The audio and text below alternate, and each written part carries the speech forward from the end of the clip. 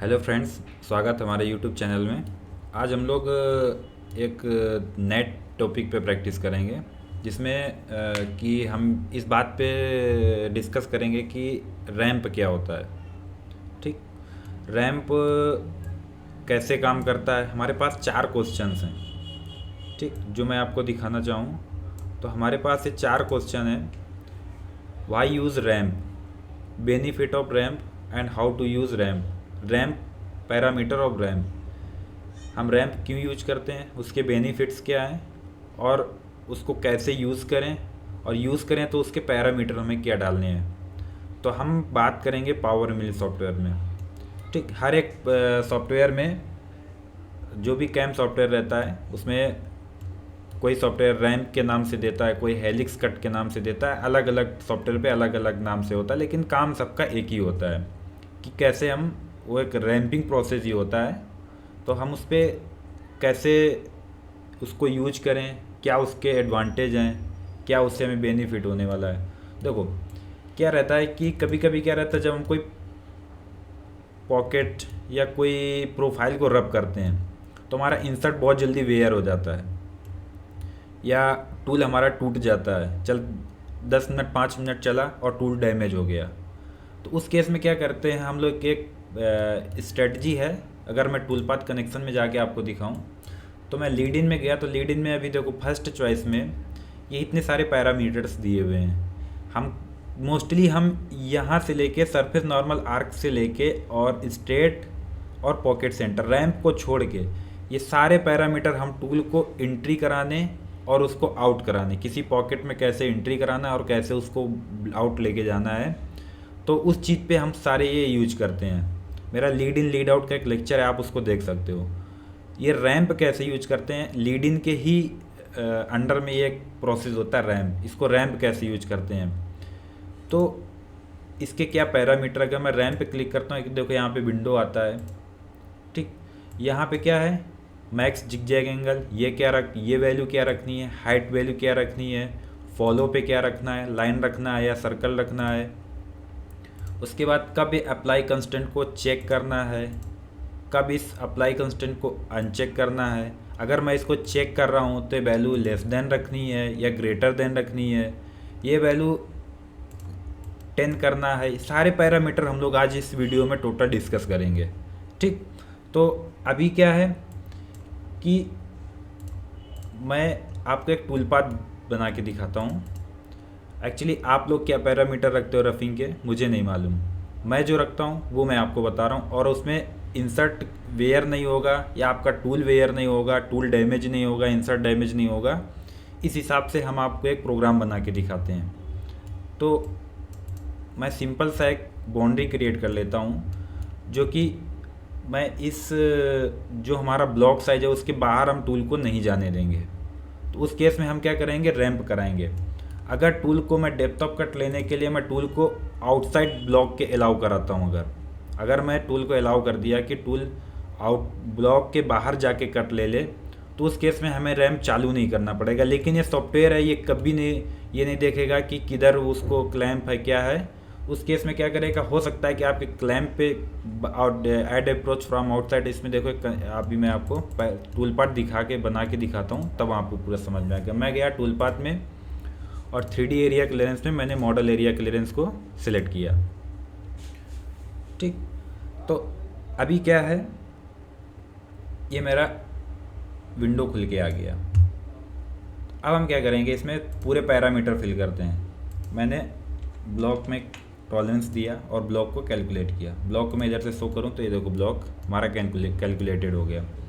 अब मैं क्या करूँगा, टूल पे गया, मैं 25 का R1 या R2 कोई भी कटर एक ले लेता हूँ। आपके पास 35 है, आप जो भी आपको कटर यूज करना है आप यूज कर सकते हो। मैं अभी 25 का R1 यूज कर लेता हूँ। मैंने 25 का R1 कटर लिया और मैं इस प्रोग्राम को नाम दिया प्रोफाइल रॉ, और लिमिट में गया सेंटर कॉन्टैक्ट। अब मैं एरिया सिलेक्शन को एनी रखूँगा, क्लाइंब के बजाय मैं इसको एनी रखूँगा। टॉलरेंस मैं 0.1 कर देता हूँ, और मैं स्टॉक इसमें रख रहा हूँ 0.3 और 0.2 वॉल पे, फ्लोर पे, 0.3 XY पे रेडियल, और एक्सियल मैंने 0.2 रखा। स्टेप ओवर मैंने 18 दे दिया, 25 समथिंग 80% टूल डायमीटर का। और मैं अभी देखो एक्चुअल में डेप्थ ऑफ कट 0.3 0.4 देंगे, लेकिन मैं जनरेशन पर्पज से मैं डेप्थ ऑफ कट 5 का दे रहा हूँ, क्योंकि मुझे टूल पाथ में आपको रैंप शो करना है, इसलिए मैंने क्या किया 5 का कट दिया। ऑफसेट में गए, मेंटेन कट डायरेक्शन को अनचेक करना है। क्यों क्यों अनचेक करना है, मेरा प्रीवियस वीडियो पड़ा हुआ है, आप उसको जाके देख सकते हो। और मैं आया अप्रोच। तो अगर आप इस ऑप्शन को चेक रखते हो और आपने बाउंड्री नहीं दिया हुआ है, तो ये टूल क्या करेगा, इस ब्लॉक के बाहर डेप्थ ऑफ कट लेगा। इस ब्लॉक के बाहर डेप्थ ऑफ कट लेगा। अगर आपने इसको अनचेक किया तो इस ब्लॉक के बाहर नहीं जाएगा। ठीक, तो मैं क्या करता हूँ, एक बाउंड्री बना लेता हूँ। मैंने बाउंड्री नहीं क्रिएट किया हुआ है, तो मैं क्या करता हूँ, इस सरफेस को सेलेक्ट किया, बाउंड्री पे गया, क्रिएट बाउंड्री, यूज़र डिफाइन, और ये दो ऑप्शन को अनचेक किया। ये क्यों चेक करना है, क्यों अनचेक करना है, इस पे भी मैं एक वीडियो लेके आने वाला हूँ, तो जस्ट वीडियो आने वाला है। तो मैं ब्लॉक पे सेलेक्ट किया और मैं मॉडल को हाइड किया। जो मुझे चाहिए मैं वो बाउंड्री रखूँगा, बाकी मैं सारा कुछ डिलीट कर दूँगा। और मैंने ब्लॉक को शो किया और मेरा बाउंड्री बन के आ गया और एक्सेप्ट किया। अब क्या करेंगे, अभी ये बाउंड्री क्या हुआ, बाउंड्री आ गया, कीप टूल इनसाइड। अब मैं क्या करूँगा, अप्रोच में मैंने अभी इसको अलाउ नहीं किया कि आप जॉब के बाहर कट लो। जॉब के बाहर मतलब टूल क्या करेगा, टूल मूव होके बाहर में कट लेगा, लेकिन मैंने इसको अलाउ नहीं किया। अब मैं इसको अनचेक कर दिया। और पॉइंट डिस्ट्रीब्यूशन पे वैल्यू फिनिशिंग में कंट्रोल करते हैं इसको। एक वीडियो इस टॉपिक पे भी मैं बनाने वाला हूँ कि कब डिस्ट्रीब्यूशन, कब fit arc, tolerance and replace arc, ऐसा ये सब कब यूज करते हैं और क्यों यूज करते हैं, और इनके यूज करने के बेनिफिट्स क्या हैं, इस पर भी मैं एक वीडियो लेके आने वाला हूँ। अगर आपको मालूम है, कोई बात नहीं, नहीं मालूम तो आप कमेंट में आपसे कमेंट कर सकते हो मैं कि आपको रिक्वायरमेंट है इस चीज़ का, तो मैं वीडियो लेके आ जाऊँगा। ओके, अब मैं गया रैपिड पे, मैंने रैपिड कैलकुलेट किया और मैंने यहाँ पे वैल्यू 100, 60, जो भी आप 100 देते हो, 60 देते हो, 120 देते हो, जो भी आप वैल्यू देते हो आप वो वैल्यू दे दो। अभी मैं लीड इन कुछ नहीं दिया, लीड आउट कुछ नहीं दिया। लिंक्स पे मैंने स्ट्रेट, स्कीम और इंक्रीमेंटल, और ये मैं लेस देन, अप्लाई कंस्टेंट में डिस्टेंस डालूंगा और लेस देन 10 वैल्यू रखूँगा। फीड पे गया, 2200 RPM और 3500 का फीड मैंने दिया और 500 के रेट से मैंने प्लंजिंग करा दिया। और टूल पाथ को, एक्चुअली अभी टूल पाथ मेरा इस होल पे जाएगा, तो मैं इसको इसे मुझे रोकने के लिए दो मेथड हैं, एक लिमिट मेथड है और दूसरा एक ब्लॉक मेथड है। तो जो आपको सुटेबल लगे आप वो यूज कर सकते हो। मैंने ब्लॉक मेथड यूज कर लिया और प्रोग्राम को मैं कैलकुलेट करता हूँ।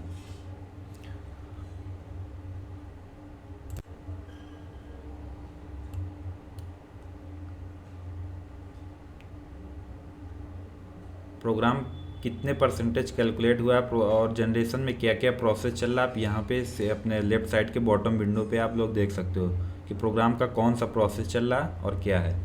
अभी ये हमारा प्रोग्राम कैलकुलेट हो गया। अभी इसमें क्या है, टूल पाथ एक पास कंप्लीट करेगा, तो कुछ ज़्यादा कोई रिट्रैक्ट नहीं है, कुछ भी नहीं है। अभी इसमें क्या होगा, टूल पाथ एक पास कंप्लीट करेगा, उसके बाद वो दूसरे पास के लिए जस्ट प्लंज कर जाएगा। कुछ जैसे ये पास उसने कंप्लीट किया, यहाँ पे मैं दिखाऊँ, अगर ये पास वो मार रहा है, ये पास उसने कंप्लीट किया और दूसरे पास में जाने के लिए जस्ट वो क्या करेगा, प्लंज कर जाएगा वर्टिकली, जेट में डायरेक्ट प्लंज कर जाएगा। तो इस केस में क्या होगा, जो आपका टूल है, बुल नोज है, बॉल नोज है, इंड मिल है, इंसर्ट कटर है, जो भी आपका कटर है, उस पर अचानक लोड आएगा और टूल डैमेज हो जाएगा, वेयर हो जाएगा। इंसर्ट कटर है तो इंसर्ट वेयर हो जाएगा, फ्लैट कटर है तो आपका उसके फ्लैट के जो फ्लूट हैं वो डैमेज हो जाएंगे। तो इससे हमें बचने के लिए हम क्या चाहते हैं, एक रैंप का प्रोसेस होता है। उस अगर रैंप के प्रोसेस को मैं आपको ग्राफिक्स के जरिए दिखाना चाहूँ तो मैं इधर आ जाता हूँ। देखो ये एक हमारा जॉब है पूरा, ये एक मेरा जो ब्लैक कलर का बॉक्स है, ये पूरा एक मेरा जॉब है। और यहाँ से लेके ये डिस्टेंस जो मैंने रेड लाइन से दिखाया हुआ है, ये फर्स्ट यहाँ पे मैं एक टूल ड्रॉ करता हूँ। ये मैं जो टूल यूज कर रहा हूँ वो मेरा टूल है, ये जो मैं टूल यूज कर रहा हूँ वो मेरा ये टूल है। अब ये टूल सपोज दैट मैंने 25 का R1 यूज किया था, ये मेरा 25 का R1 है, मैं ऐसा मान के चलता हूँ। तो अब क्या करेंगे, अब टूल हमारा क्या करेगा, जैसे यहाँ पे उसने क्या किया, यहाँ पे फर्स्ट पास उसने कंप्लीट किया, पहला डेप्थ ऑफ कट लेके उसने फर्स्ट पास 0 से कंप्लीट किया। अब उसको दूसरा कट लेना है, तो वो क्या करेगा, इस केस में जो मैंने यहाँ पे आपको टूल पाथ जनरेट करके दिखाया हुआ है, तो इस केस में क्या करेगा टूल, एक पास कंप्लीट करने के लिए दूसरे पास के लिए टूल डायरेक्ट कट लेगा वर्टिकली, जेड में सीधा डाउन हो जाएगा। कैसा, कुछ ऐसा।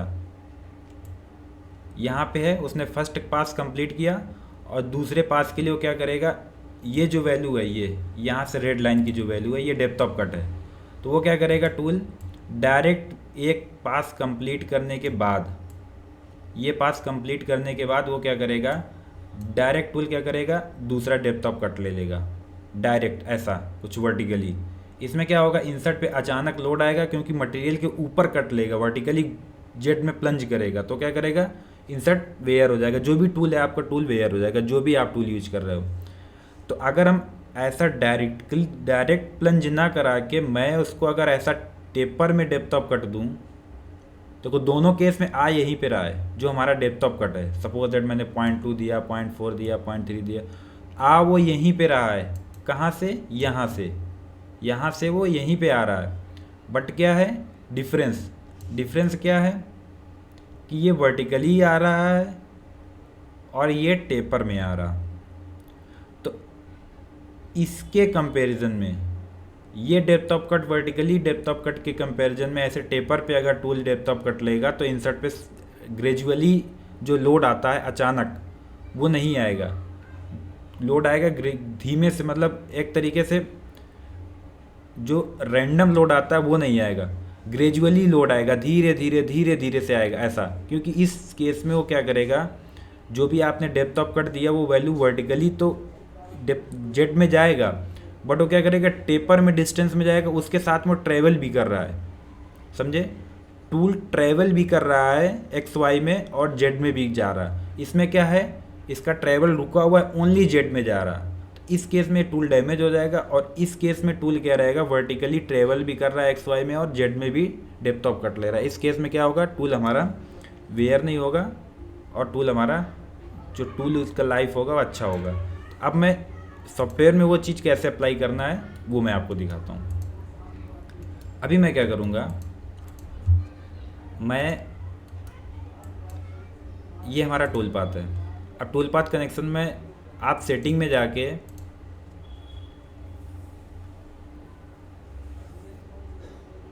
दो तरीके से आप lead in lead out apply कर सकते हो। Ramp lead in lead out पे जाने के लिए आप या तो सेटिंग में जाके टूल पाथ के एडिट मोड को इनेबल करो और लीड इन में आ जाओ। लीड इन में यहाँ पे जो वैल्यू देना है वो वैल्यू दे के आप प्रोग्राम को रिकैलकुलेट करना पड़ेगा। रिकैलकुलेशन में टाइम जाता है, तो उसके लिए शॉर्टकट में क्या क्या करेंगे, हम जाएंगे शॉर्टकट के लिए। मैं गया टूल पाथ एडिट में और टूल पाथ कनेक्शंस में।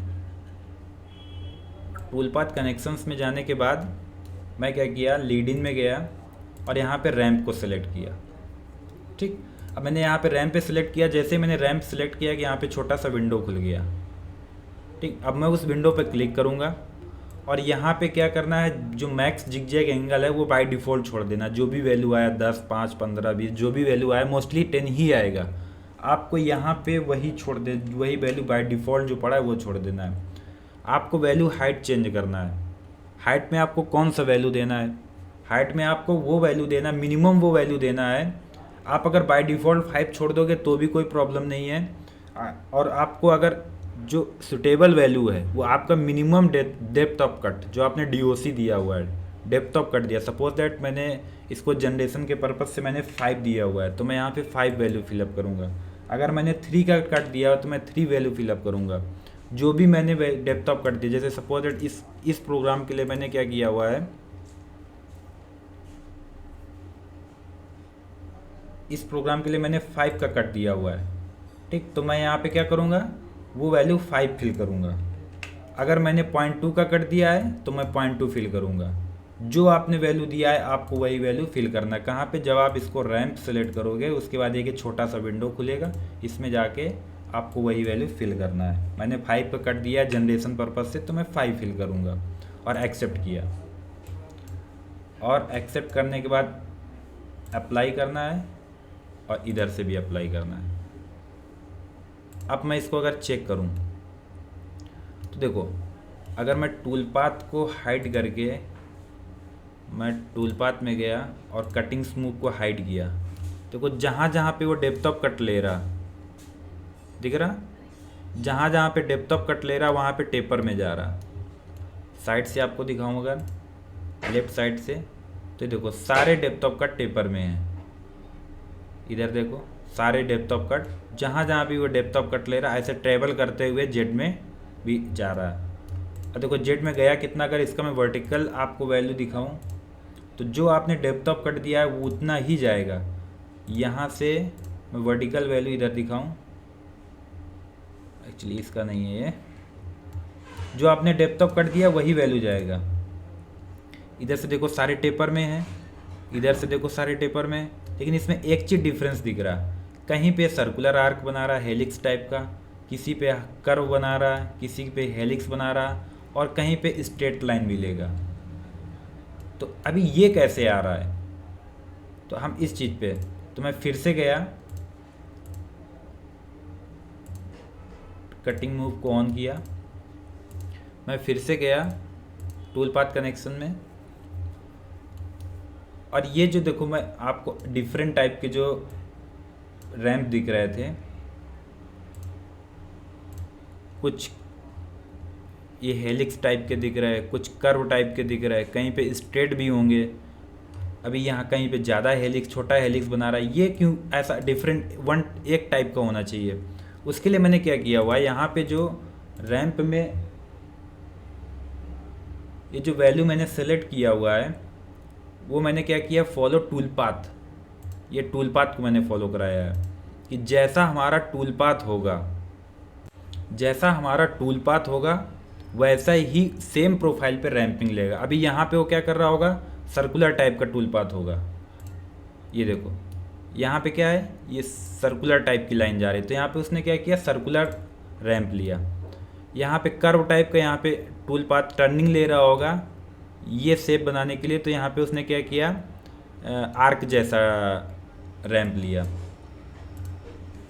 जहाँ पे जैसा टूल पाथ, क्योंकि वो क्या करेगा, टूल पाथ को लेके ही रैंप बनाएगा। इसमें आप लाइन भी दे सकते हो, तो वो क्या करेगा, रैंप सारे स्ट्रेट लाइन में ही क्रिएट करेगा। जैसा कि मैं आपको दिखाऊं, तो अभी मैं कटिंग मूव को हाइड करता हूँ, तो वो सारे रैंप क्या किया उसने, कुछ एक दो आगे बकायदा उसने क्या किया, जो बाकी के सारे थे उसने क्या किया, लाइन में रीड कर लिया। अगर सर्कल पे ले रहा होगा तो सर्कल पे वो लाइन नहीं बना पाएगा, क्योंकि उसको लाइन बनाने के लिए जगह नहीं होगा। मोस्टली उसने क्या किया, लाइन के रूप में बनाया।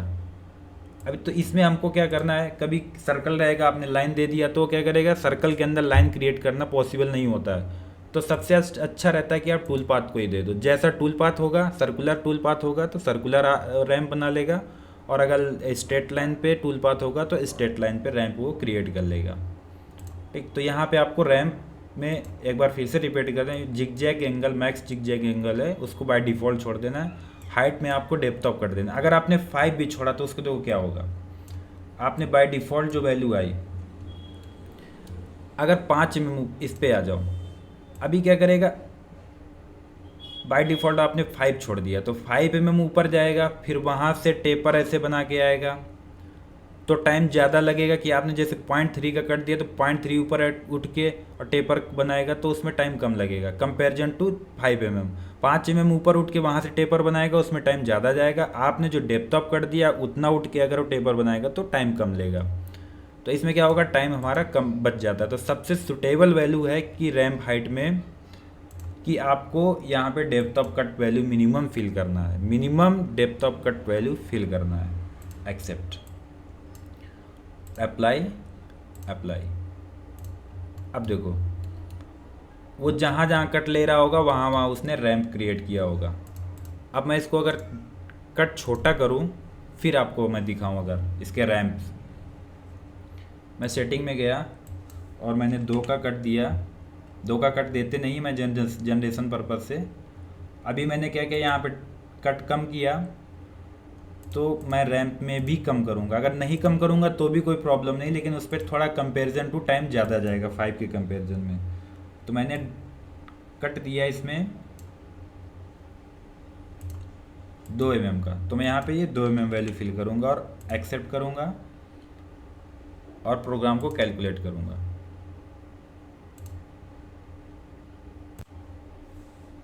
एक्चुअली इस टूल पाथ कैलकुलेट हो गया। अब मैं इसमें अगर आपको रैंप दिखाना चाहूँ तो मैं कटिंग मूव को हाइड किया और देखो यहाँ पे रैंप ले रहा, स्ट्रेट लाइन भी क्रिएट किया, आर्क भी क्रिएट किया, हेलिक्स भी क्रिएट किया, हाफ सर्कल आर्क भी क्रिएट किया। जहाँ पे उसको जैसा नीड लगा उसने वैसा रैंप को क्रिएट कर लिया। अगर एक तो मेथड ये हो गया, इसमें क्या रहेगा, इंसर्ट पे लोड नहीं जाएगा जो कि मैंने आपको ग्राफिक्स के जरिए बताया।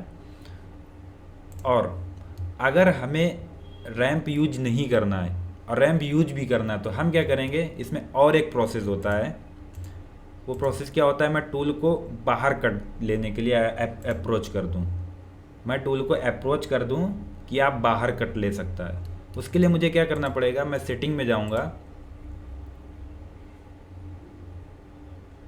और सेटिंग में जाने के बाद मैं अप्रोच में आया और इसको अप्रोच को चेक किया, ऐड अप्रोच फ्रॉम आउटसाइड। अब मैंने टूल को एक कंडीशंस दे दी कि हाँ बाहर जाके कट ले सकते हो। उस केस में मुझे क्या करना पड़ेगा, बाउंड्री को डिसेबल करना पड़ेगा और प्रोग्राम को मैं रिकैलकुलेट करता हूँ। अभी इस केस में क्या होगा, टूल हमारा जो कट लेगा, टूल जो कट लेगा वो ये जो अपना मटेरियल ब्लॉक, जो मटेरियल का जो ब्लॉक साइज है उसके बाहर में कट लेगा। तो उस केस में क्या रहेगा, टूल के इंसर्ट पे लोड नहीं आएगा। जो रैंडमली लोड आने वाला होता है वर्टिकली, जो डेप्थ ऑफ कट लेते टाइम जो लोड आता है वो क्या करेगा, वो लोड नहीं आएगा। वो क्या करेगा, बाहर से कट लेके अंदर की ओर शिफ्टिंग करेगा। अब देखो टूल पाथ क्रिएट हो गया। अब इस केस में क्या है, टूल हमारा जो कट ले रहा है वो सारे कट देखो जॉब के बाहर ले रहा। मैं आपको अगर राइट व्यू से दिखाऊं और टूल को शो करूं मैं, तो देखो सारे कट क्या है वो बाहर ले रहा, जॉब के सारे कट्स बाहर ले रहा।